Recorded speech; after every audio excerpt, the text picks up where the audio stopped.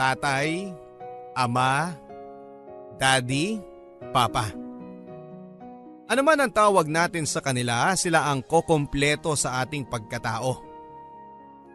Sila ang nagpapatatag sa ating pamilya, kaya sila ang tinuturing nating haligi ng tahanan. Pero paano kung ang inakala mong tatay ay isang pusong mamon? Ipagmamalaki mo pa rin ba siya o ikakahiya?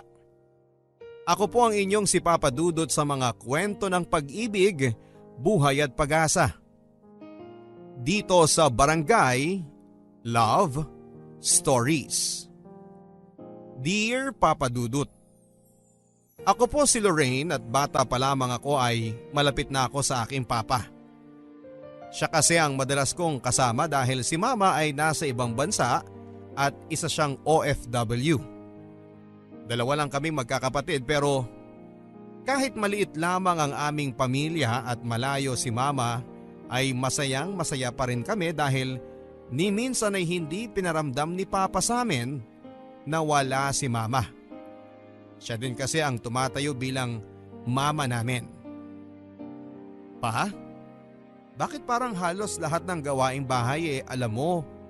Hindi ba lalaki ka naman? Tanong ko kay Papa habang nagluluto pagkatapos niyang maglaba. Anak, hindi naman porket lalaki ako walang gawaing pambabae na akong gagawin. Dapat all around. Ang sabi ni Papa at ngumiti ako. Ang galing mo talaga pa. Bilib ako sa'yo. Kasi kahit wala si mama naalagaan mo pa rin kami ng maayos ni Angelica. Ayaw mo bang magtrabaho pa? Ang tanong ko sa kanya. Gustuhin ko man anak, hindi pwede. Ayaw kung kanino ko lang iwan ang kapatid mo. Babae pa man din kayong dalawa. Bakit anak? Ayaw mo bang nandito si Papa? Ang tanong ni Papa sa akin at ngumiti lang ako. Papa naman, syempre gusto kong kasama namin kayo ni Angelica. Hayaan mo pa. Kapag nakagraduate ako at nakahanap po ako ng maayos na trabaho, pauuwiin ko na si mama para dito na lang kayo sa bahay tapos ako naman ang manlilibre sa inyo. Ang sabi ko kay Papa. Nakita ko ang pangingilid ng luha sa kanyang mga mata. Salamat anak ha. Buti at naalala mo si Papa. Ang sabi nito sa akin sabay yakap. Oo naman pa. Mahal na mahal ko kayo ni Mama. Ang sagot ko naman sa kanya. Mabait si Papa, maalaga at isa pang sobrang hinahangaan ko sa kanya ay sobrang sipag niya, Papa Dudut. Kaya masasabi kong napakaswerte ko talaga kay Papa. Kasi alam kong mahal na mahal niya ako at ang aking kapatid. Pero isang araw ay narinig kong may kausap siya sa cellphone. Mahina ang boses niya at parang bumubulong lang. Basta ang narinig ko lang ay ang sagot ni Papa. O sige, pupunta ako. Ang sabi niya.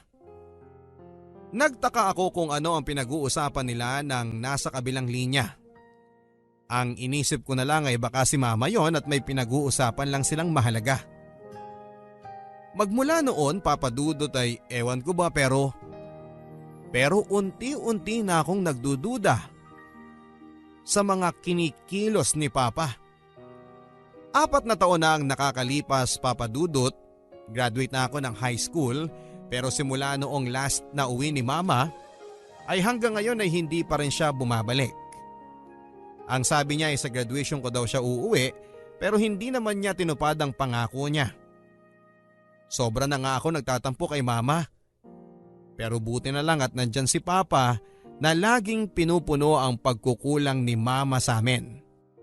Hanggang sa dumating sa point na nahuli ko si Papa na may kausap sa telepono. Noong una akala ko ay kaibigan niya lang yon pero habang tumatagal ay nagdududa ako kung bakit sa tuwing kausap niya yon ay abot-abot ang ngiti niya. Angel, madalas bang umaalis si Papa kapag ikaw ang nauuna rito sa bahay? Ang tanong ko sa kapatid ko na nasa elementary noon, kaya naman mas nauuna siyang umuwi kaysa sa akin na nasa kolehiyo na. Oo ate, laging wala si Papa.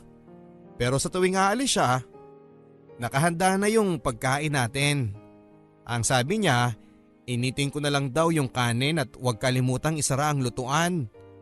Baka pag ginamit baka daw kasi makalimutang nakabukas, baka magkasunog. Yun lang naman ate. Bakit mo natanong? Ang pag-uusisa ng kapatid ko. Sa totoo lang ay hindi ko din alam ang isasagot ko. Tinignan niya ako tapos ay tinapik ang balikat ko. Uy ate, okay ka lang ba? Ang sabi ng kapatid ko. Sana nga lang ay mali ang iniisip kong ito Papa Dudut dahil kung magagawa man ito ni Papa ay magagalit ako sa kanya. Wala naman, may iniisip lang ako. Basta kapag aalis si Papa sabihin mo sa akin ha. Ang billing ko sa aking kapatid. Akala ko Papa Dudut ay titigil na nga si Papa sa paglabas ngunit nasundan pa ito ng nasundan. Oy Lorraine, alam mo ba kung anong ginagawa ng Papa mo? Ang tanong sa akin ng tsismosa naming kapitbahay. Hindi ko na sana yon papansinin Papa Dudut kaya lang ay masyado siyang maingay para hindi ko marinig. Hindi po. Bakit po? May alam ba kayo? Ang tanong ko naman dito. Baka sakaling may maganda siyang maisasagot sa akin. Yang Papa mo, lagi naming nakikita na may kasamang iba. Sinusundo sa hotel. Naku ha, yan ang nga bang sinasabi ko Porket wala dito ang mama mo, ganyan ang gagawin niya. Hay naku ang mga lalaki talaga. Hindi makontento sa isa. Ang pagdidiin pa nito. Noong una ay ayaw ko sanang patulan ang mga sinasabi niya pero andito na rin lang kaya tinanong ko na. Sino po ba yung nakita niyong kasama ni Papa? Ang tanong ko. Yung isang babaeng maganda tapos sexy. Nako kung ako sa inyo, sasabihin ko na sa mama mo. Baka mamaya hindi nyo na namamalayan na iiwanan na pala kayo ng papa nyo. Ang sabi niya sa akin. Bumilis ang pintig ng puso ko at gusto kong sabihin kay mama ang lahat ng nalaman ko pero nagpigil ako Papa Dudut dahil ayokong masira ang pamilya na meron ako. Nagdaan pa ang mga araw Papa Dudut at lagi ko na ngang hindi naaabutan si Papa sa bahay. Pero si Papa yung tipo ng magulang na aalis pero sisiguraduhing maayos na ang lahat sa bahay.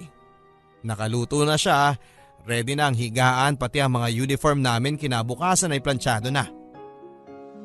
Kaya nang makakuha ko ng tiyempo, wala kaming pasok noon kaya naman nagkaroon ako ng pagkakataon na i-one-on-one si Papa. Aalis na sana siya noon Papa Dudut kaya naman kinausap ko na siya habang nag-aayos siya ng gamit niya. Pa? Saan ba kayo pupunta at saka bakit hindi na tumatawag ang mama sa atin? Ang tanong ko dito at tumingin siya sa akin. Anak, nagtatrabaho si Papa para sa inyo. Ang mama niyo naman kaya hindi tumatawag ay busy lang sa trabaho niya. Stricto raw ang bago niyang amo kaya hindi siya makatawag. Ang sabi ni Papa.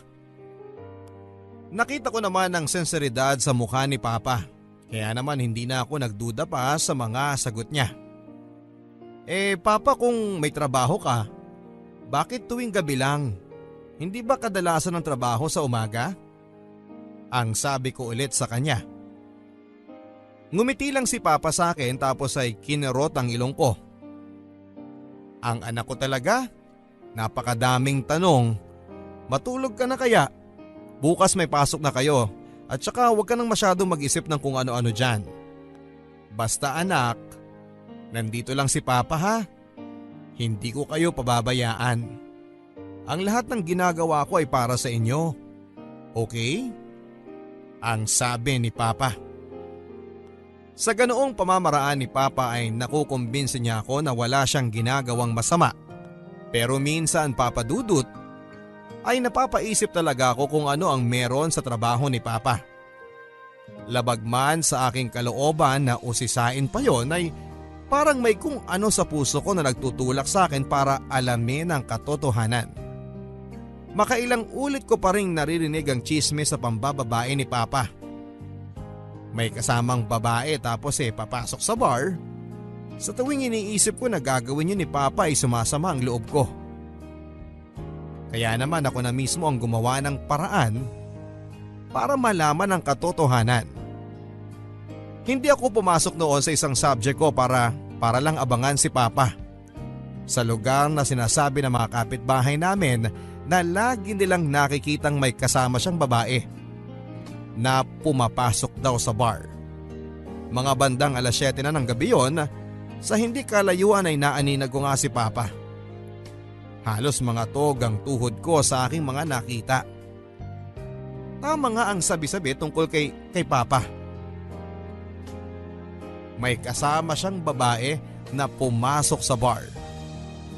Paulit-ulit kong sinasabi sa sarili ko na hindi totoo pero kitang-kita ng aking mga mata. Niloko kami ni Papa. Niloko niya lang kami. Pagkatapos ng araw na yon ay hindi ko na alam kung paano ko haharapin si Papa. Hindi ko rin alam ang gagawin. Kung sasabihin ko ba sa kanya na nakita ko siyang may kasamang iba o itatago ko na lang ito para mapanatiling buo ang pamilya namin. Si Mama na dapat kong pagsabihan lang ng hinanakit ko ay wala din at hindi ko din makontakt. Hindi ko na alam kung saan ako lulugar, Papa Dudut. Kaya naman minabuti ko na lamang nakausapin si Papa ng masinsinan. Bahala na kung ano ang malaman ko. Aalis na ulit sana siya nang bigla ko siyang harangin. Anak, bakit hindi ka pa pumasok sa loob? Malamok dyan sa labas. Pa, ano ba talagang trabaho mo? Anak, ano bang klaseng tanong yan? Driver ako ng bus kaya gabi lang ako umaalis. Driver ba talaga? Nagtatrabaho ka ba talaga o nambababae? Anak, wag mong sabihing naniniwala ka sa mga chismis sa akin ng mga kapitbahay. Noong una pa ayaw ko talaga maniwala eh. Pero nung nakita na mismo ng mga mata ko, doon ako nagsimula magduda kung totoo ba talagang sinasabi niyo sa akin. O mas paniniwalaan ko yung sinasabi ng ibang tao. Anak, maniwala ka sa akin. Wala akong ginagawang masama. At gaya ng paulit-ulit kong sinasabi sa'yo, ang lahat ng ginagawa ko ay para sa kabutihan yung dalawa ng kapatid mo. Hindi ko na alam pa. Pero kung totoo yung sinasabi niyo, bakit nakita kitang may kasamang babae nung isang gabi tapos pumasok kayo sa bar? Anak, maniwala ka sa akin. Wala akong intensyong masama. Ang hinihingi ko lang sa'yo ngayon, anak, ay konting pangunawa. Balang araw, maiintindihan mo din ako. Hindi ko talaga alam kung ano ang ibig sabihin ni Papa sa mga sinabi niyang yon. Pero dahil na rin sa mga nakita ko ay nagsimula nang magbago ang pakikitungo ko sa aking ama. Kumuha ako ng kursong education, Papa Dudut, dahil yun talaga ang pangarap ko. Dati porsigido akong makatapos para mabigyan ng maginhawang buhay sina Mama at si Papa. Pero ngayon ay parang unti-unti na ako nawala ng amor sa pag-aaral. Lalo na sa mga nangyari kay Papa na pambababae. Hanggang sa makilala ko si Jeric. Niligawan niya ako ng 1 buwan at hindi nagtagal ay sinagot ko na rin siya. Sa tuwing kasama ko si Jeric ay nababawasan ang bigat ng mga iniisip ko. Ang daming dumating na problema, Papa Dudut. Noong una akala ko ay kaya kong lampasan ito ng mag-isa. Pero hindi pala.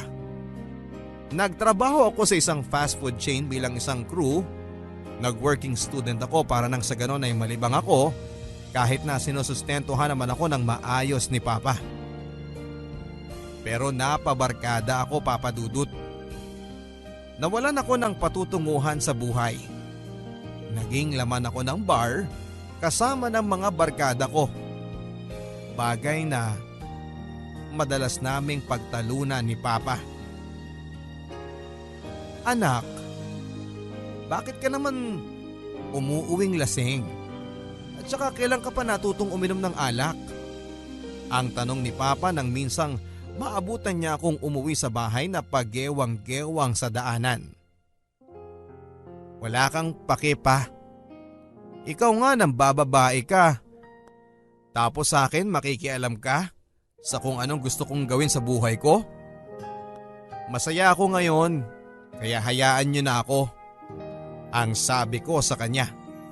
Tumingin siya sa akin.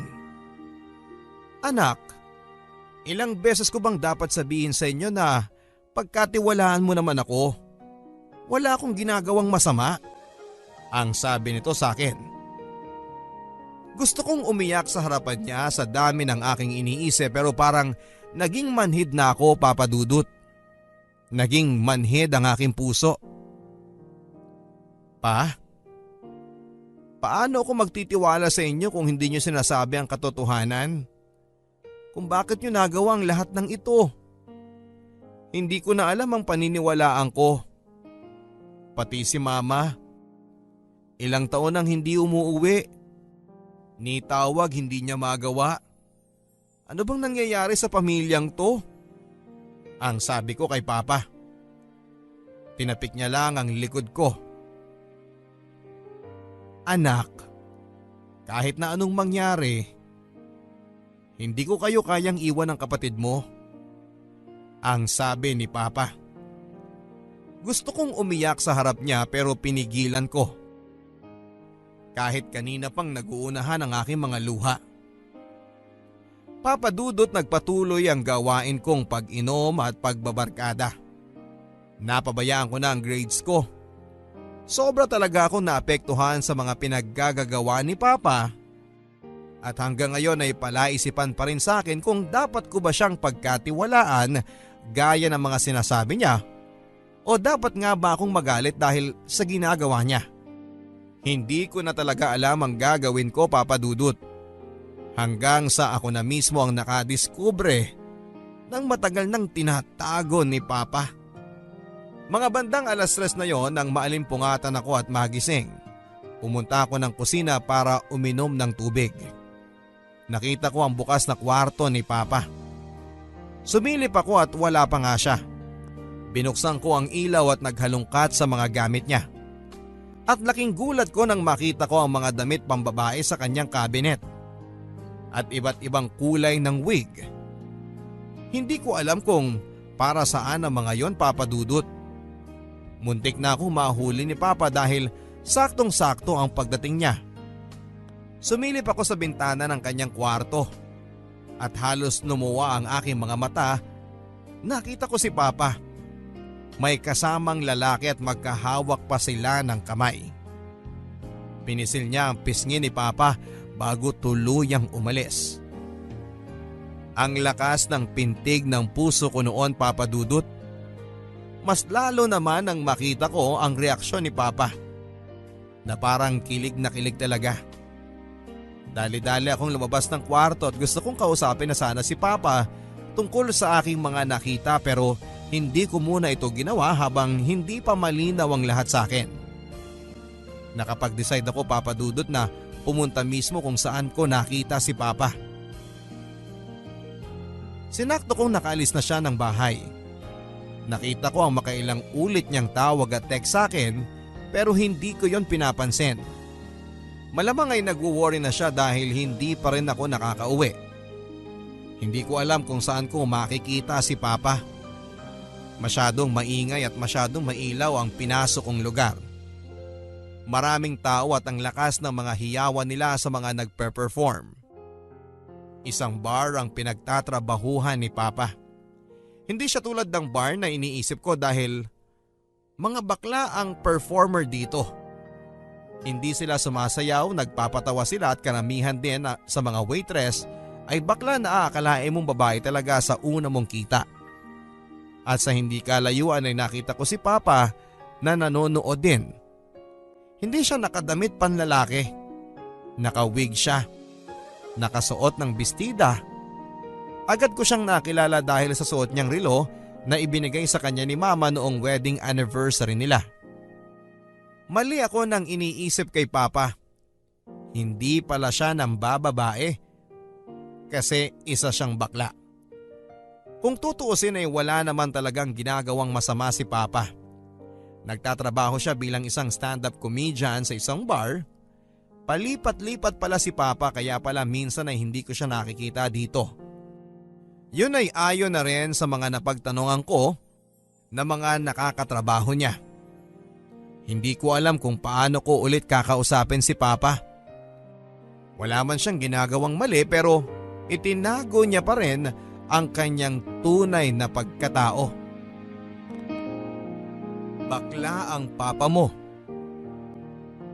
Ang paulit-ulit na narinig ko, Papa Dudut, sa aking kasintahan.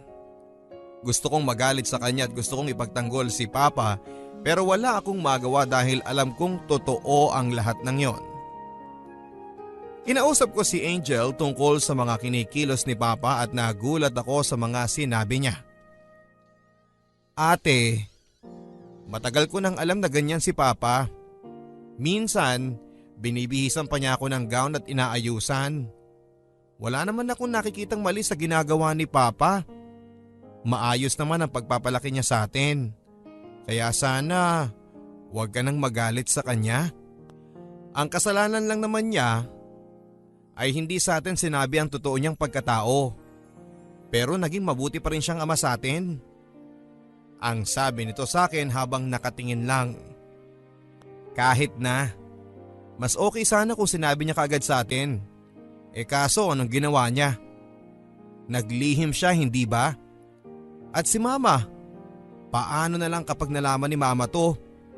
Masisira ng pamilya natin ang dahil sa pagkatao ni Papa. Ang madiin kong sabi sa aking kapatid. Ate, may sasabihin pa ako sa iyo. Ang sabi niya na mukhang seryosong seryoso. Si Mama, kaya hindi na siya umuuwi kasi may iba na siyang pamilya sa ibang bansa. At lahat ginagawa ni Papa para matustusan ang pangangailangan natin. Alam mo ba ate na nagbebenta ng balot si Papa tuwing gabi kapag mahina ang kita sa bar? Minsan pa nga ay nagbebenta siya ng taho tuwing madaling araw. Kaya hindi na natin siya naaabutan sa bahay kasi ginagawa niyang lahat para may maginhawa tayong buhay. Kaya sana ate huwag ka nang magalit kay Papa. Ang sabi sa akin ng kapatid ko. Para akong binuhusan ng malamig na tubig sa mga sinabi niyang yon. Noon pa man ay sira na pala ang pamilya namin. Hindi ko na alam ang gagawin ko at mabuti na lang at nandyan si Jeric na nagpapasaya sa akin. Mahal, sa bahay na lang tayo. Huwag ka nang umuwi sa inyo. Magsama na tayo. Ang alok niya sa akin. Napangiti ako dahil pakiramdam ko ay ayaw na sa aking mahiwalay ni Jeric. Pumayag ako at hindi nag-isip, iniwan ko si Angelica kay Papa. Inisip ko na lang na total ay wasak na ang pamilya namin at may tatay pa akong bakla.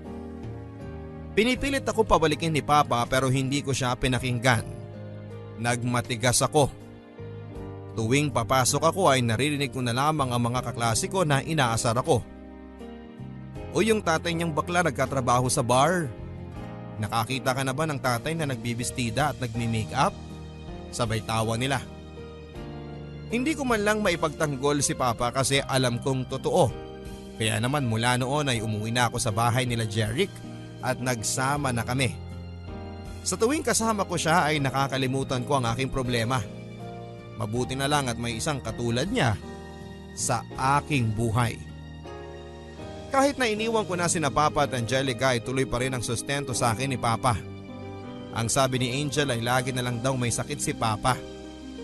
Pero ganoon pa man ay pumapasok pa rin siya kasi magka-college na rin ang aking kapatid at gusto raw ni Papa ang makatapos din siya ng pag-aaral. Sumama din ang loob ko, Papa Dudut, dahil hindi sinabi ni Papa sa akin. Mabuti pa kay Angelica at sinabi niya lahat pero wala akong kaalam-alam. Ayaw kasi ni Papa na magkaproblema ka. Alam mo kung gaano kanya kamahal kaya sana bumalik ka na ate. ang pagsusumamo ni Angel sa akin. Pero nagmatigas ako, Papa Dudut, dahil masaya na ako sa piling ni Jeric. Pero habang tumatagal ay unti-unti din siyang nagbago. Hindi na ako nakakapasok kasi lahat ng allowance ko at pantuition ay kinukuha niya at ginagamit niya para sa kanyang bisyo. At ang pamilya niya noon ay nagbago din ang pakikitungo sa akin. Nagsisisi ako at pakiramdam ko ay ginamit lang ako ni Jeric at ang masaklap niyan ay nambababae siya. At hindi ko din inakala na hahantong ang lahat sa ganito. Mahal, lasing ka na naman. Please, bawasan mo na yung pag-iinom mo. Wala kang pakialam, buhay ko to. Paalalahanan lang kita, Jeric, ha? Sumama ako sa'yo kasi akala ko maaalagaan mo ko, pero ano tong ginagawa mo? Hindi ako nakakapasok ng dahil sa'yo. Lahat ng allowance ko ginagamit mo, pati ng pamilya mo. Alam mo, kung lahat ng yan isusumbat mo lang sa akin, mabuti pang bumalik ka na doon sa tatay mong bakla. Ngayon pa? Kung kailan buntis na ako? Buntis ako, Jeric, at ikaw ang ama. Ha? Hindi sa akin yan. Baka kung kaninong lalaki lang yan. Anong yan ka, Jeric? Pagkatapos kong ibigay sa'yo lahat, ito ang gaganti mo? Ang masaya naming pagsasama ni Jeric ay sa ganoong paraan lang natapos at hindi ko alam ang gagawin ko. Hindi ko alam kung saan ako pupunta. Ayoko nang bumalik sa amin kasi ayokong makita si Papa. Pero anong gagawin ko? Hindi ko na alam kung saan ako pupunta. Wala na akong ibang malalapitan kundi si Angel, ang aking kapatid, kaya kinausap ko siya tungkol sa aking sitwasyon. Ate, bumalik ka na. Miss na miss ka na namin ni Papa. Ang sabi nito sa akin. Ayoko nang bumalik doon. Hiyang-hiya na ako sa ginawa ko at paano ko sasabihin kay Papa na nabuntis ako. Ang sabi ko sa kanya. Nanlaki ang mga mata ni Angel at nagulat siya sa mga sinabi ko. Tama ka, Angel. Buntis ako pero anong ginawa ni Jeric? Akala ko pananagutan niya ako pero hindi. Iniwan niya lang ako sa ere. Ang sabi ko sa kanya na umiiyak na. Niyakap ako ni Angel. Ate, andito lang kami ni Papa. Bumalik ka na please. Ang sabi niya sa akin. Kaya kahit labag sa aking kalooban na bumalik at makitang muli si Papa ay wala na akong ibang choice. Pagkarating ko sa bahay ay nakita ko nga si Papa. Nakahiga at namumugto ang mata at bumagsak ang kanyang katawan. Naalala ko na halos 5 buwan ko na pala siyang hindi nakikita. At ang allowance na ibinibigay niya sa akin ay pinapaabot lang niya kay Angel. Yung kasi ang billing ko na ayaw ko siyang makita. Pero halos manghina ako nang makita ko siya, Papa Dudut. Nakaramdam ako ng awa at galit sa aking sarili. Paano ko ito nagawa kay Papa? Pa? Ano nangyari sa'yo? Anak, medyo tinangkaso lang ang papa mo. Pero huwag kang mag-alala. Pak na pak pa rin ang beauty. Papa, sorry kung naging matigas ako sa inyo. Sorry sa mga kasalanan ko. Ano ka ba, anak? Kalimutan na natin yun. Ang mahalaga, nandito ka na at kasama na namin ulit. Pero pa, may kasalanan po ako. Ano yun, anak? Buntis ako pa. Pero hindi ako pananagutan ni Jeric. Yung boyfriend mo? Totoo ba yan, anak? Naku, gusto ko siyang sabunutan. Pa, hindi ba kayo galit sa akin? Dahil hindi na ako nakapag-aral ng dahil sa ginawa ko. Lahat ng allowance ko napupunta lang lahat sa kanya. Ginagamit niya sa bisyo niya. Anak, wala na tayong magagawa kung yun na nangyari. Ang mahalaga ay alam mo na ang pagkakamali mo. Salamat pa. Pinangako ko pong bubuhayin ko na maayos yung anak ko kahit ako lang mag-isa. Kahit anong mangyari anak, hindi ka mag-iisa dahil kasama mo kami. Laking pasasalamat ko, Papa Dudut, dahil buong puso pa rin akong tinanggap ni Papa sa kabila ng mga pagkukulang ko at sa aking mga nagawang pagkakamali sa kanya. Kaya ngayon ay handa na akong magbagong buhay para sa aking pamilya at sa aking magiging anak. Nagkasakit si Papa, pero mabuti na lamang at naagapan at hindi naging malala dahil daw ito sa kanyang paninigarilyo. Kaya naman minabuti na niyang tigilan ang kanyang pagyoyosi. Ako naman, Papa Dudut, ay nagpatuloy sa pag-aaral kahit buntis ako. Hindi ito naging hadlang sa aking kagustuhang makapagtapos ng pag-aaral. Hanggang sa unti-unti ay nakatapos na ako. Kasama ko sa aking sinapupunan ng aking anak. Laking pasasalamat ko, Papa Dudut, sa pangalawang pagkakataon na ibinigay sa akin ni Papa. Pero sa aking 7 buwan na pagdadalang tao ay nakunan ako, Papa Dudut. Sobra akong nalungkot sa mga nangyari. Para ba akong siningil ng tadhana dahil sa mga nagawa ko kay Papa? Papa, bakit ganun? Kung kailan handa na akong magbago, parang pinagbabayad ako ng tadhana sa mga nagawa ko sa inyo. Anak, huwag mong isipin yan. Hindi naman natin ginusto na mawala ang anak mo. Pero pa, walang ibang dapat sisihin dito kundi ako dahil sa mga nangyayari sinisingil na ako ng karma. Basta anak, kahit na anuman ang pagdaanan mo ay nandito pa rin kami ng kapatid mo at hindi ka namin iiwan. O siya, huwag ka nang umiyak. Aura na para pak. Si Papa talaga, kahit kailan joker. At least napapatawa kita. Mahal na mahal kita anak. Mahal na mahal din kita pa. Pangako sa susunod na magmamahal ako, ang hahanapin ko yung katulad nyo. Huh? Katulad kong pusong mamon?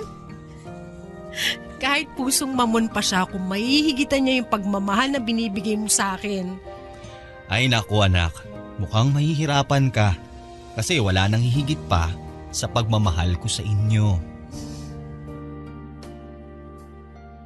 Ang sarap sa pakiramdam na may taong handang yakapin ang lahat ng iyong pagkakamali at handa kang tulungan kahit na ilang beses ka pang madapa. Yung mamahalin ka ng walang pag-aalinlangan at lahat ng yon ay natagpuan ko lang sa aking Papa. Pinangako ko sa aking sarili na maghahanap ako ng maayos na trabaho para makatulong kay Papa at hindi na siya magtrabaho pang muli. Si Mama, Papa Dudut ay tuluyan na kaming kinalimutan.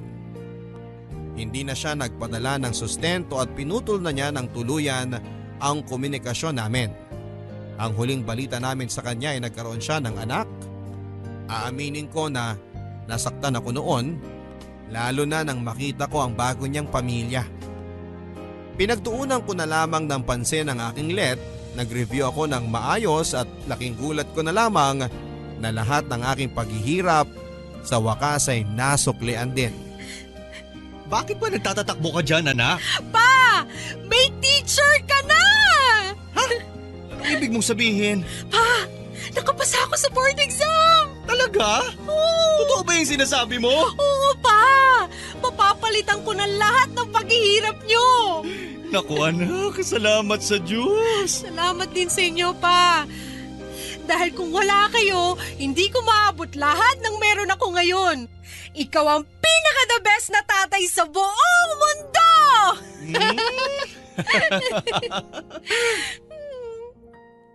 Ang sarap palang sabihin yon kay Papa. Dahil deserve niya namang matawag na the best na ama.